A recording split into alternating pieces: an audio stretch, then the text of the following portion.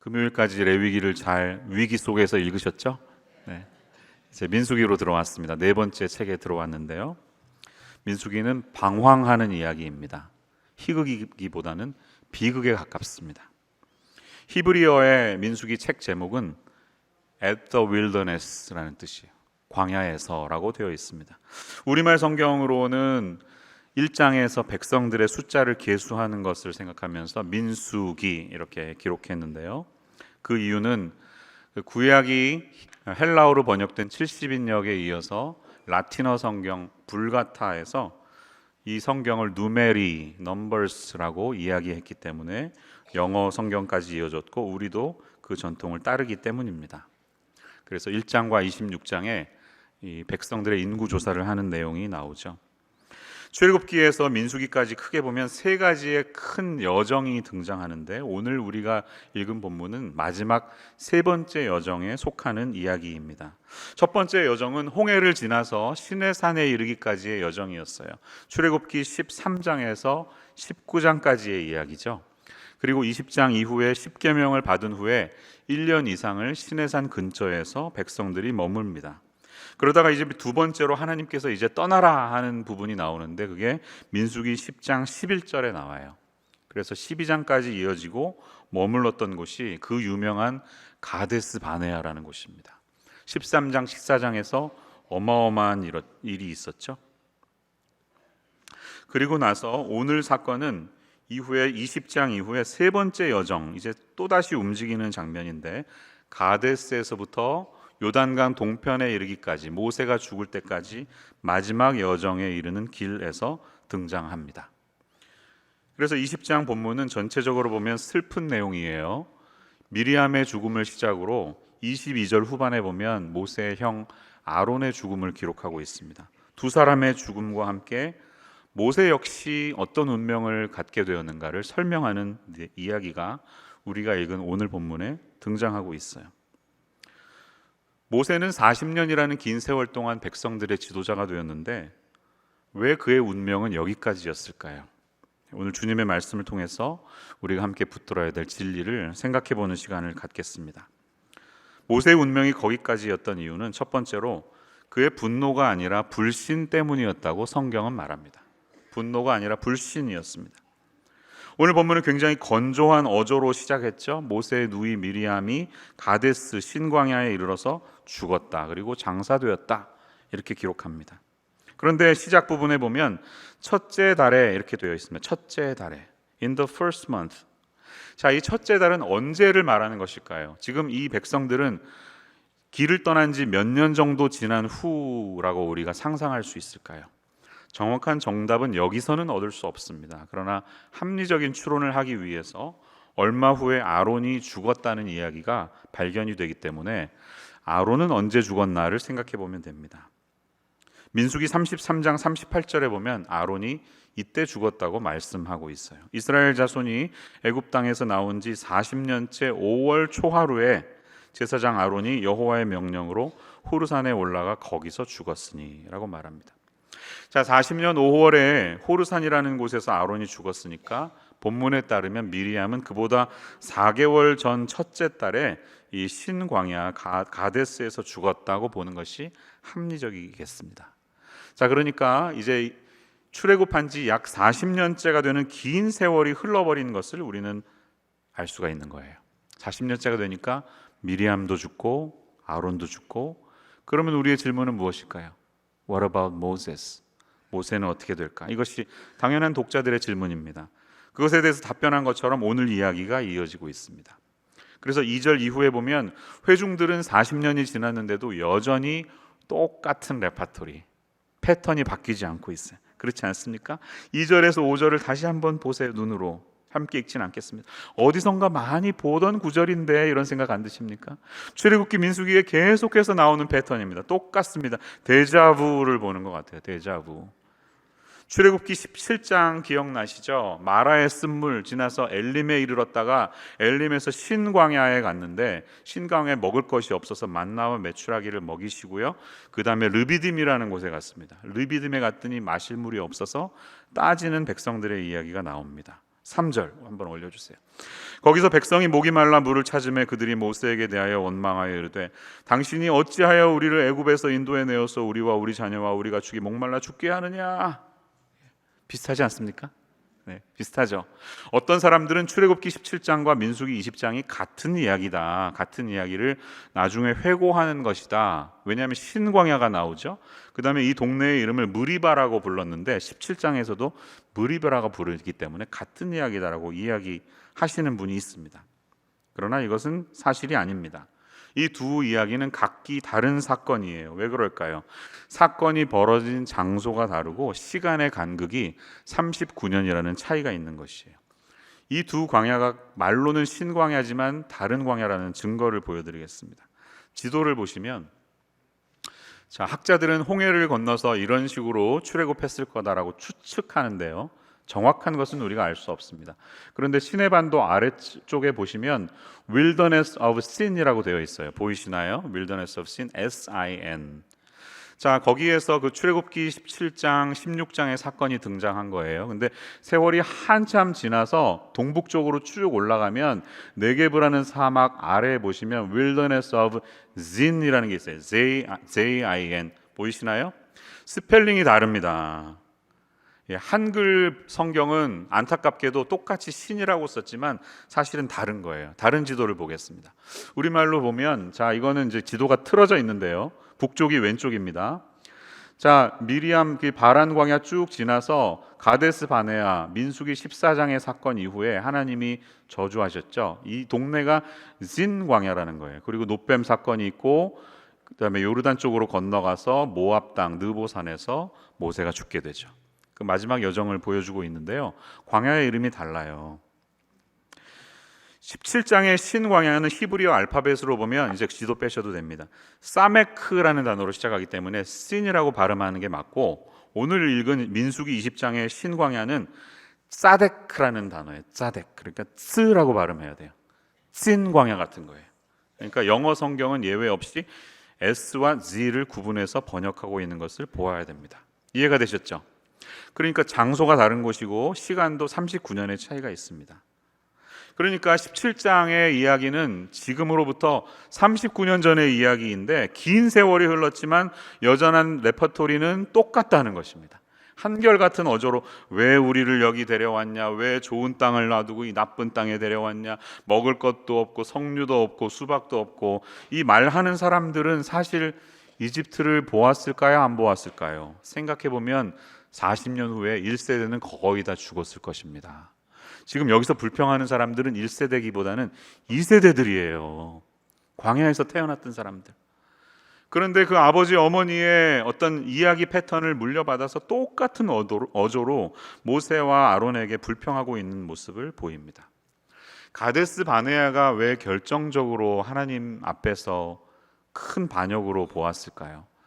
이토록 여기까지 왔는데, 이 긴 세월을 왔는데 그들의 감사하는 태도는 하나도 없었던 것입니다. 12명의 지파 중에서 대표를 가나안 땅으로 보내서 정탐을 마치고 돌아왔습니다. 보고를 합니다. 2명 빼고 나머지 10명은 다 거기는 사람 살 데가 안 돼. 우리가 들어가면 큰일 나. 그들은 너무 키도 크고 장대해서 우리는 싸우면 져. 지금 인구가 200만인데 잔뜩 쫄아 있습니다. 그래서 우리는 메뚜기 같은 존재다라고 부정적으로 보았던 사람들 2명만 빼고요. 여호수아와 갈렙만 빼고. 이런 연약한 모습 속에 하나님이 말씀하세요. 너희 말이 내 귀에 들린 대로 행하리라. 차라리 이거 아멘 하시면 안 돼요. 이거는 말을 잘해야 되는 거예요. 차라리 죽여달라. 여기서 이 땅에서 죽겠다 이러니까 그래, 그럼 너희 말대로 내가 해줄게. 하나님이 하신 게 그런 말씀인 거예요. 그런데 지금 다음 세대를 보십시오. 그 아버지의 그 아들이라고 똑같은 언어와 똑같은 사고방식으로 한 세대가 지났음에도 불구하고 여전히 변함없는 태도로 이렇게 나아가고 있습니다. 소름 끼치지 않습니까? 사람이 이렇게 무섭습니다. 여러분, 아버지 어머니에게서 물려받은 잘못된 습성이 있다면 나는 할 수 없어 이렇게 하지 마시고 예수 안에서 끊어버리시기를 축원합니다. 예. 할머니가 무당이었기 때문에 나에게 임하는 저주는 하나도 없습니다. 우리 각자는 다 하나님 앞에 새롭게 태어난 사람들이에요. 그 악의 뿌리를 끊으시기를 바래요. 불평하는 습관, 입만 열면 죽겠다는 말들 하지 마세요. 하지 마시고 삶의 패턴이 바뀌어야 됩니다. 할아버지는 할아버지대로 끝나는 것이고 우리는 예수 안에서 새로운 삶을 살아야 하는 줄로 믿습니다. 이러니 39년 동안 불평을 하니 모세와 아론에게 있었던 스트레스가 얼마나 극심했을까요? 충분히 이해가 됩니다. 그들은 이 스트레스 속에서 회막에 나아가서 엎드립니다. 6절 이후에 보면 하나님 앞에 기도하는 거죠. 그러자 하나님께서 나타나셔서 말씀하세요. 지팡이를 가지고 사람을 모아서 반석에게 가서 반석에게 명령해서 물을 내라. 그리고 그 말씀을 따라서 모세가 이제 나아갑니다. 자, 그런데 이후에 이어지는 사건을 통해서 하나님께서 너는 이 행동 때문에 가나안 땅에 들어가지 못한다. 넌 여기까지다. 이렇게 하신 거예요. 그러니까 오늘 본문을 읽는 많은 사람들이 그 질문하잖아요. 왜 모세는 가나안에 들어가지 못했을까? 이 질문에 대해서 우리가 오늘 생각할 수 있는 시간이 되어야 되겠습니다. 이것을 설명하기 위해서 여러 설교자들이 이런저런 이야기를 하는데요. 크게 보면 두 가지 설명을 볼 수가 있습니다. 첫 번째는 감정 조절을 못했다는 거예요. 그게 너무 심하게 분노했다는 거예요. 사람 앞에서 지도자가 감정을 막 드러내면 안 되는데 그것을 하지 못했다는 것입니다. 그런데 모세와 아론의 마음을 이해할 수는 있어요. 저는 이해합니다. 39년이라는 긴 세월 동안을 자신의 리더십에 진심으로 감사하기보다는 틈만 나면 불평불만을 털어놓는 백성들에 대해서 상한 마음이 분명히 있었을 것입니다. 그리고 바로 얼마 전에 자신이 사랑하는 누이 미리암이 죽었습니다. 장례 치른 사람이에요. 장례 치른 사람 마음이 좋겠습니까? 쉽지 않죠. 이런 모세의 심정이 편하지 않았을 것입니다. 그래서 그런 마음을 담은 분노가 이어지는 본문 속에 발견이 됩니다. 10절 말씀 보면 모세와 아론이 회중을 그 반석 앞에 모으고 모세가 그들에게 이르되 반역한 너희여 이랬어요. 근데 저는 지금 너무 점잖게 얘기한 거고요. 영어 성경에 보면 You rebels 이렇게 돼 있고 이 치사한 것들아, 이 반역한 것들아, 이 분노의 감정이 담겨 있다는 것이에요. 그런데 그것보다 더 큰 문제는 이어지는 문장에서 나옵니다. 우리가 너희를 위하여 이 반석에서 물을 내랴? Shall we라고 말합니다. Shall we bring water for you out of this rock? 라고 말합니다. 주체가 누구로 바뀌었죠? 지금까지 이들에게 물을 내시고 먹을 것을 공급하시고 길을 인도하시는 분은 하나님이셨습니다. 맞죠? 하나님의 지팡이라고 부르면서 그 지팡이를 따라서 이 순간까지 왔는데 여기에 와서는 마치 모세와 아론 자신들이 사역의 주체인 것처럼 우리가 물을 내랴라고 말하고 있습니다. 그의 분노의 감정은 어느덧 교만한 마음으로 이어지고 있는 것을 우리는 보고 있는 것입니다. 어떤 학자는 이럽니다. 사실 그때 17장에서 르비딤에서 반석에서 물을 낸 것처럼 한 번만 쳤어야 돼. 근데 본문 봐. 두 번이라고 명시되어 있잖아요. 이 감정 담아서 딱 쳤기 때문에 이 감정 조절이 안 됐기 때문이다라고 말씀하는 분도 있어요. 정말 그랬을까요? 한 번만 쳐야 되는데 두 번 쳤기 때문에 가나안 입성을 막으신다면 하나님 조금 너무하신 것 같아요. 여기서 우리가 발견할 수 있는 사실은 또 무엇이 있습니까? 하나님은 분명히 8절에서 보면 반석에게 명하여라고 말합니다. Tell the rock, 반석에게 말해서 물을 내라고 말했지 네 지팡이를 치라고 하지는 않았는데 자기 마음대로 지팡이를 쳤다는 거죠. 이렇게 말씀하는 분도 있습니다. 하나님의 명령에 불복종했다는 것이에요. 반석을 치라고 말하지 않았고 반석에 물을 내라고 말하라고 했는데 자기도 모르는 채 지팡이를 휘둘렀다는 것입니다. 그런데 여러분 그것도 좀 억울하지 않습니까? 생각해보면 만약에 지팡이를 전혀 쓰지 말고 말로만 할 것이라면 애초에 지팡이를 가지고 가지 말라 이렇게 하셨어야죠. 근데 8절에서 지팡이를 가지고 가라 하니까 그렇게 하신 하나님도 좀 잘못 아니겠습니까? 모세는 당연히 38년 동안 들고 다니던 지팡이를 습관처럼 가지고 가서 오래전에 출애굽기 17장에 있었던 사건을 떠올리면서 바위를 내리쳤을 것입니다. 출애굽기 17장 사건 다시 한번 볼게요. 5절에서 6절 보세요. 여호와께서 모세에게 이르시되 백성 앞을 지나서 이스라엘 장로들을 데리고 나일강을 치던 내 지팡이를 손에 잡고 가라. 내가 호렙산에 있는 그 반석 위 거기서 내 앞에 서리니 너는 그 반석을 치라. Strike the rock. 그것에서 물이 나오리니 라고 말했습니다.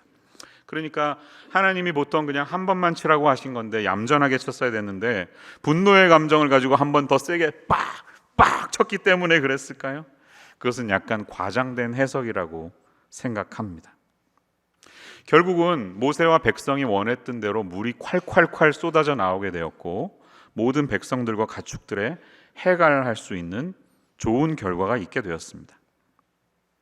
하지만 하나님의 입장에서는 결과가 중요한 것이 아니었습니다. 이 모든 일이 이루어지는 과정 속에서 하나님이 보신 것은 모세의 불신앙이었어요. 그의 불신 때문이었어요. 그래서 12절에서 하나님은 이렇게 말씀하십니다. 너희가 나를 믿지 아니하고 거룩함을 나타내지 못했다. 너희가 나를 믿지 아니하였다. 이렇게 요약해 주고 계세요. 모세가 그의 분노의 감정, 상한 감정을 조절하지 못한 것, 또 하나님의 명령대로 하지 않고 자기 마음대로 지팡이를 쓴 것, 한 번이 아니라 두 번을 강하게 내리친 것, 이 모든 행동은 모세의 저변에 깔려있는 그의 감정을 헤아릴 수 있는 실마리가 됩니다. 그런데 그것 모두가 중요한 이유가 아니라 하나님은 이 모든 것을 종합해서 이 모든 게 다 너희의 불신앙 때문이었다라고 말씀하고 계신 거예요. 그래서 너희들이 하나님 앞에서 거룩함을 드러내지 않고 마치 너희들이 하나님 자리에 있는 것처럼 행동한 것이 지나친 것이었다, 이렇게 요약해주고 계십니다. 여러분, 우리의 삶은 어떻습니까? 삶의 많은 부분에서 우리가 어떤 자리에서 섬기다 보면 시간이 오래되었다는 이유로, 나는 할 만큼 했다는 이유로, 내 감정이 이 과정 속에서 많이 상했다는 이유로 하나님 앞에서 행동하는 모든 방식에 있어서 사람의 자리가 아니라 하나님 자리에 서서 스스로 판단해 버릴 때가 있습니다. 저 목자 할 만큼 했고요, 이 정도 안내했으면 할 만큼 했고요, 부엌에 들어갈 만큼 들어갔습니다. 그러니까 저는 이렇게 하겠습니다. 근데 그 결정이 정말 하나님 뜻 안에서 결정하는 것이 아니라 내 맘대로일 때가 많습니다. 담임 목사가 된 지 4년 차가 되면서 저도 비슷한 상황을 마주할 때가 있습니다. 도무지 변하지 않을 것 같은 환경을 볼 때, 때로는 스트레스로 가득 차 있는 일정 속에서 저의 마음가짐이 흐트러져 있을 때가 저도 있습니다. 그러므로 저는 오늘 이 말씀을 하나님께서 저에게 주신 말씀으로 봤습니다. 성도님들, 제가 만약에 하나님이 저를 쓰시는 청지기의 마음이 아니라 마치 자기가 하나님이라도 된 양 교만한 모습을 조금이라도 보인다면 저에게 찾아오셔서 따끔한 말씀으로 지적해 주시기를 바랍니다. 저 역시 성도님들에게 사랑하는 마음으로, 같은 마음으로 다가가도록 하겠습니다. 두 번째로 오늘 말씀 속에서 우리가 기억해야 할 교훈은 이것입니다. 그것은 우리의 진정한 소망은 위대한 지도자에게 있지 않고 오직 그리스도 안에 있다는 사실이에요. 여러분, 민수기 12장 3절의 말씀 아시죠? 모세에 대해서 이런 말씀이 있습니다. 한번 올려주세요. 이 사람 모세는 온유함이 지면의 모든 사람보다 더하더라. 야, 너무 멋있는 말 아닙니까? 이 세상의 모든 사람보다 가장 온유했던 사람이었다는 말이 얼마나 멋진 말입니까? 생각해보면 40년이라는 긴 세월 동안 이 정도로 하나님 의지하면서 온유하게 지도력을 발휘했던 모세는 정말 대단한 사람입니다. 여기 있는 우리 중 어느 누구도 그의 인격에 따라갈 사람은 아마 거의 없을 것입니다. 그렇지만 구약을 대표하는 인물로서 예수님과 함께 변화산에서 회담하던 엘리야와 모세, 이 놀라운 구약의 두 명의 대표자 인물인 모세도 결국은 하나님 앞에서는 한 시대를 대표하는 그저 한 사람, 대표자일 뿐이었음, 그 이상은 절대로 아니라는 사실을 우리는 기억해야 합니다. 모세도 그냥 그 시대 속에서 하나님의 부르심 앞에서 살아갔던 한 명의 인물이었을 뿐입니다. 그래서 성경을 자세히 읽어보면 모세가 가나안에 들어가지 못했던 이유를 이렇게 설명합니다. 시편 106편 32편 32절 33절은 이렇게 말합니다. 그들이 또 무리바 물에서 여호와를 노하시게 하였으므로 그들 때문에 재난이 모세에게 이르렀나니 이는 그들이 그의 뜻을 거역함으로 말미암아 모세가 그의 입술로 망령되이 말하였음이로다. 그러니까 하나님께서 모세조차도 가나안에 들어가시지 못하게 한 것은 사실은 출애굽 1세대 모두의 잘못 때문이었다는 거예요. 1세대를 대표하는 모세도 그들의 대표자로서 함께 들어가지 못하게 되었다는 말입니다. 또 신명기 1장 37절과 3장 26, 27절을 보면 이런 말씀이 있어요. 여호와께서 너희 때문에 내게도 모세에게도 진노하사 이르시되 너도 그리로 들어가지 못하리라. 회중 때문이라고 말해요. 26절 여호와께서 너희 때문에 내게 진노하사 내 말을 듣지 아니하시고 내게 이르시기를 그만해도 족하니 이 일로 다시 내게 말하지 말라. 너 모세는 비스가산 꼭대기에 올라가서 눈을 들어 동서남북을 바라고 내 눈으로 그 땅을 바라보라. 너는 이 요단을 건너지 못할 것임이니라. 이렇게 말합니다.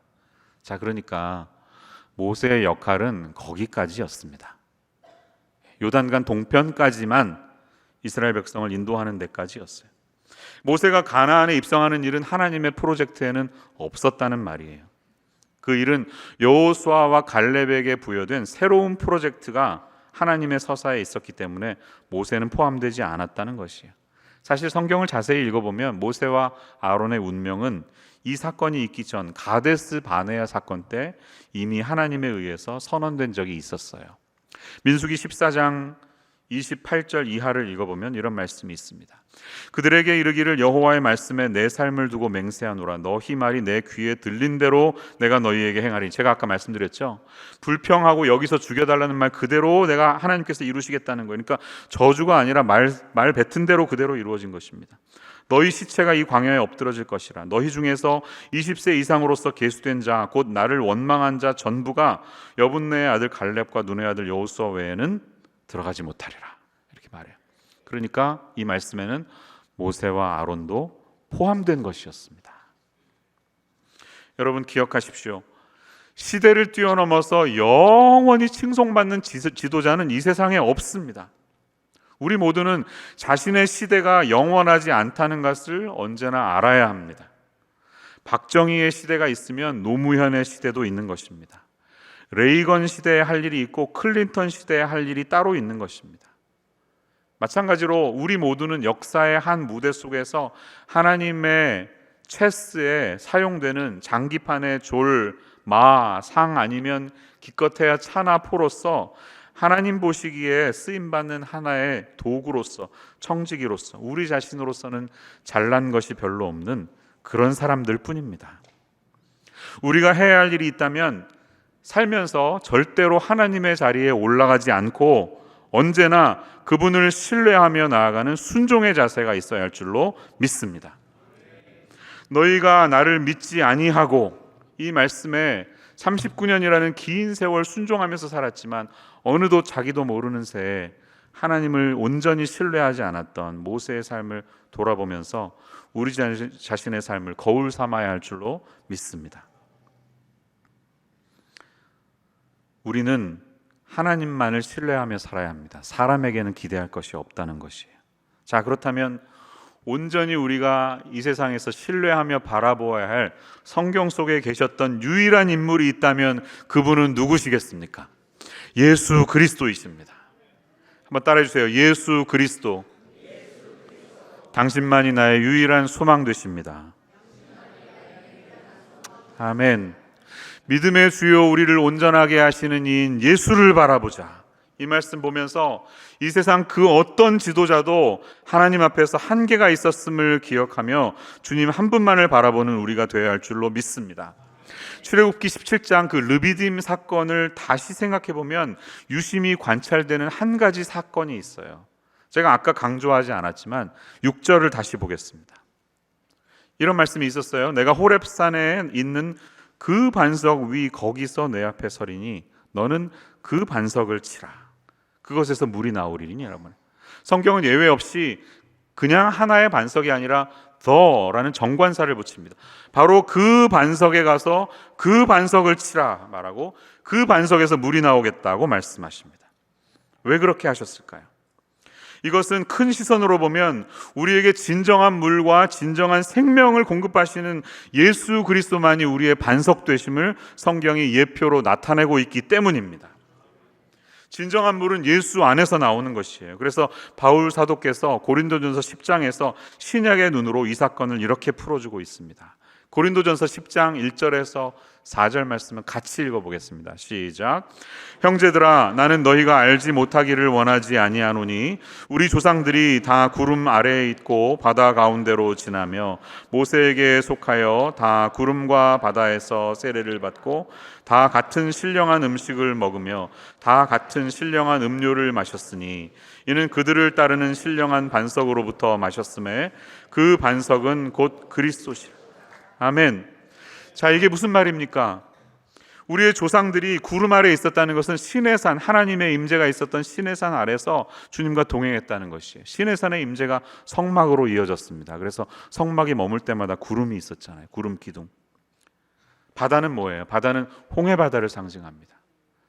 우리가 주님의 임재를 경험하고 세례받는 은혜를 체험하면서 다 같은 신령한 음식을 먹었어요. 만나와 외출하기를 먹으면서 일상 속에서 늘 우리를 공급하시는 여호와 이레 하나님을 체험했어요. 그리고 다 같은 신령한 음료를 마셨다는 거, 이건 어디서 나왔어요? 반석에서 나왔다는 것입니다. 그런데 이 반석이 예수 그리스도라고 말씀하시는 것입니다. 그러니까 예수 그리스도만이 우리의 심령에 온전한 음료를 제공해 주시는 진정한 반석이 되신다는 사실을 우리는 붙들어야 할 줄로 믿습니다. 저는요, 인간적으로는 모세의 심정을 얼마든지 이해가 되는 것 같아요. 너무나 이해합니다. 그가 40년 동안 그 지도자 역할을 한 것만 해도 대단하다고 생각합니다. 저라면 4개월을 할 수 있었을까? 4년도 못할 것 같습니다. 날마다 불평하는 그들 속에서 아무런 환경도 없는 곳에서 어떻게 40년이나 했을까? 사실 우리 가운데 모세처럼 할 수 있는 사람도 없습니다. 그런데 하나님은 당신의 거룩하심과 같이 너희도 거룩하라고 요구하십니다. 그리고 아브라함에게는 이렇게 말씀하신 적도 있어요. 창세기 17장에 보면 너는 내 앞에서 행하여 완전하라. 얼마나 귀합니까?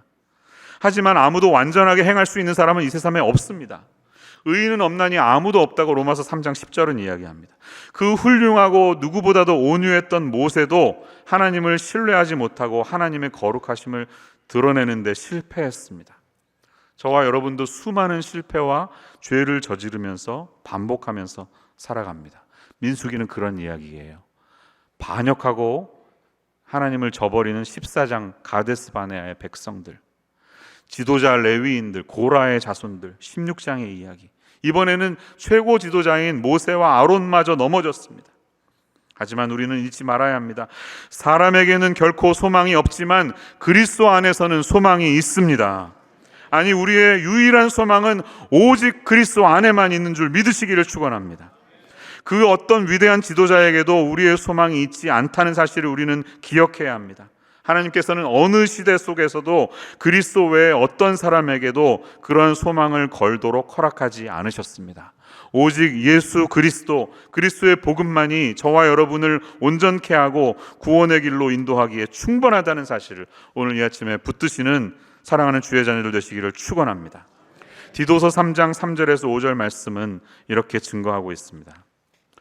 우리도 전에는 어리석은 자요, 순종하지 아니한 자요, 속은 자요, 여러 가지 정욕과 행락에 종노릇한 자요, 악독과 투기를 일삼은 자요, 가증스러운 자요, 피차 미워한 자였으나, 네, 다 저의 이야기네요. 우리의 이야기네요. 여기서 피해갈 사람이 없는데, 그런데 우리 구주 하나님의 자비와 사람 사랑하심이 나타날 때에 우리를 구원하시되 우리가 행한 바 의로운 행위에 말미암지 아니하고 오직 그의 긍휼하심을 따라 중생의 씻음과 성령의 새롭게 하심으로 하셨나니 할렐루야. 사랑하는 여러분, 우리가 어떻게 씻음을 받을 수 있겠습니까? 중생의 씻음으로 그분의 거룩한 생수로 우리를 온전케 하시고 씻기시는 예수 그리스도의 은혜, 또 우리와 동행하시는 성령의 새롭게 하심으로 우리가 그리스도의 은혜가 이 광야 같은 믿음의 길을 힘들게 걸어가지만 오늘 이 시간 속에도 우리 가운데 임해서 중생의 씻음과 성령의 새롭게 하심으로 언제나 우리에게 약속하신 그 땅에 이를 때까지 우리에게 주어진 믿음의 발걸음 한 걸음 한 걸음 잘 나아갈 수 있는 우리 모두가 되기를 주님의 이름으로 간절히 축원합니다. 기도하겠습니다. 하나님, 모세의 운명이 거기까지였음을 기억합니다.